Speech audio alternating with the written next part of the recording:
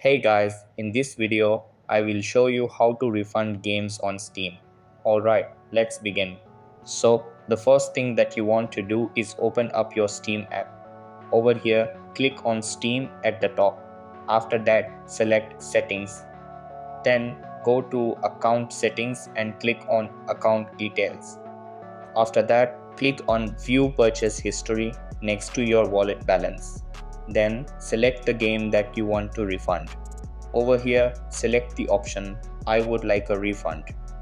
Then click on I'd like to request a refund. After that, check the game name and refund amount. Then expand the reason box and select a reason.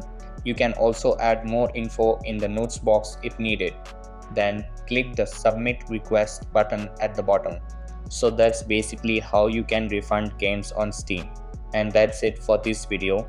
If you found this helpful, consider subscribing and giving this a big thumbs up. Thanks.